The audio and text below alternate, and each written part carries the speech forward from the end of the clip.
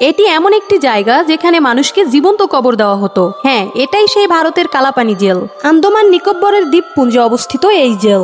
এখানে স্বাধীনতা সংগ্রামীদের পাঠানো হতো। এই কুখ্যাত জেল ছিল ব্রিটিশ শাসনের সবচেয়ে নিষ্ঠুর কারাগার। এখানে পাঠানো মানে জীবনের শেষ দিন পর্যন্ত একা থাকা আর মৃত্যুর থেকেও ভয়ঙ্কর যন্ত্রণা সহ্য করা।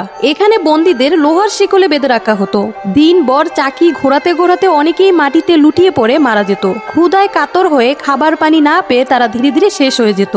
আর যারা বাঁচত তাদের খুঁটির সঙ্গে বেঁধে নির্মমভাবে কোরল মারা হতো। এখানেই স্বাধীনতা সংগ্রামী বীর সাভারকরকে 10 বছর ধরে একা রাখা হয়েছিল। জেলের পাহারাদাররা বলতো এই জায়গার নীরবতা মানুষকে পাগল করে দেওয়ার মতো। কালাপানির আরেকটা ভয়ঙ্কর দিক হলো এর সাইলেন্ট টর্চার। বন্দীদের এমনভাবে আলাদা করে রাখা হতো যেন তারা মানুষের আওয়াজই ভুলে যায়।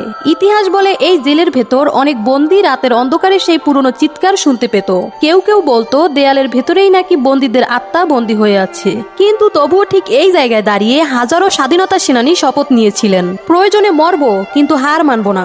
আজ কালাপানি শুধু একটা ধ্বংসপ্রায় জেল নয়, এটা সেই ইতিহাস যা মনে করিয়ে দেয় স্বাধীনতার প্রতিটা শব্দের পেছনে কারো না কারো অকল্পনীয় যন্ত্রণা লুকিয়ে আছে। তো ভিডিওটা যদি ইনফরমেটিভ মনে হয় একটা শেয়ার দিয়ে দিও।